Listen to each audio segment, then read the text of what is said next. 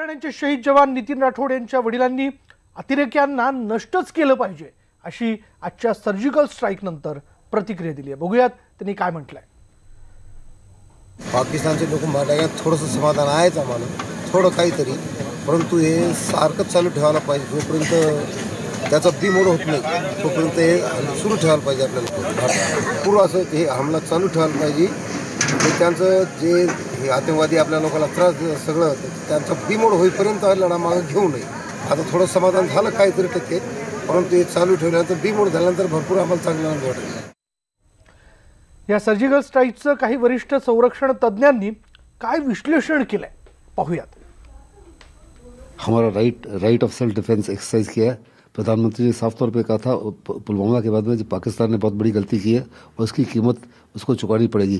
सारे देश को उम्मीद थी कि हिंदुस्तान के प्रधानमंत्री कुछ ना कुछ करेंगे और वास्तव में उन्होंने दिखा दिया कि उनका जो 56 इंच का सीना है उनमें उससे भी बहुत ज़्यादा, उन्होंने कहा था जितना दुख आपको है उससे ज़्यादा दुख मुझे भी है। तो ये 12 विमानों ने सक्सेसफुल स्ट्राइक करने के बाद में 12 के 12 वापस आ गए। वंस अगेन साफ तौर पे दर्शाता है कि हिंदुस्तान बहुत काबिल है। जब पहले हमने सर्जिकल स्ट्राइक की थी हमने एक लॉस भी नहीं हुआ था। अभी भी 12 के 12 हवाई जहाज वापस आ गए, जबकि पाकिस्तान फुल वॉर अलर्ट पर था। लेकिन पाकिस्तान अभी से ही डिनाइल मोड में चला गया। वो बोलते हैं कि 12 हवाई जहाज जो हिंदुस्तान के आए, हमने अपने जहाज़ों को स्क्रैम्बल किया और हिंदुस्तान के हवाई जहाज जो हैं अपना वेपन जो हैं प्रीमेच्योरली रिलीज करके भाग गए वापस। भारतीय हवाई दलाच्या मिराज विमानांनी आणि एकाच वेळा 12 मिराज विमानांनी पाकिस्तानच्या आत जाऊन जे वेगवेगळे दहशतवादी कॅम्प्स आहेत त्याच्यावरती हल्ला केलेला आहे आणि त्याच्यावरती 1000 केजीचे बॉम्ब टाकलेले आहेत, ज्यामुळे दहशतवाद्यांना बऱ्यापैकी नुकसान झालं असावं अशी माहिती आहे। एक्झॅक्टली किती दहशतवादी मारले गेले, किती पळून गेले हे आपल्याला येणाऱ्या दिवसामध्ये कळूनच जाईल। परंतु हे महत्त्वाचं आहे की पाकिस्तान विरुद्धच्या दहशतवादी लढाईमध्ये आपण पहिल्या वेळा आपला एअरफोर्स म्हणजे हवाई दलाचा वापर केलेला आहे। पाकिस्तान नेहमीच फुशारका मारत होता आणि आपल्याकडे असलेले अनेक उंटावरचे विद्वान असे सांगायचे की पाकिस्तानशी लढाई करू नका, कारण त्यांच्याकडे न्यूक्लिअर बॉम्ब आहेत। आपण जर त्यांच्या विरुद्ध लढाई केली तर ते न्यूक्लिअर बॉम्बचा वापर करतील। मी अनेक वेळा म्हटलं होतं की आपल्याकडे जेवढी असलेली ताकद आहे त्याचा पूर्ण वापर पाकिस्तान पुरस्कृत दहशतवाद ला बर्बाद करण्याकरता आपण इस्तेमाल करायला पाहिजे।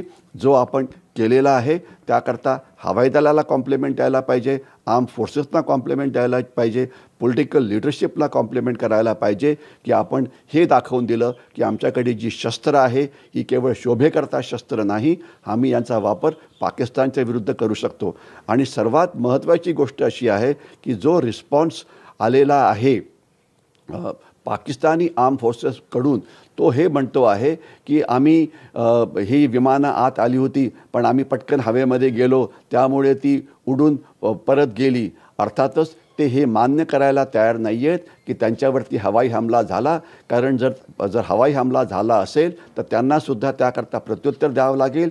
त्याकरता तेवढी त्यांची प्रत्युत्तर द्यायची हिंमत नाही आणि क्षमता पण नाही, म्हणून ते पुन्हा दाखवण्याचा प्रयत्न करतील की आमचं नुकसान फार कमी झालं आणि त्याच्यात काहीच आमचं नुकसान झालं नाही।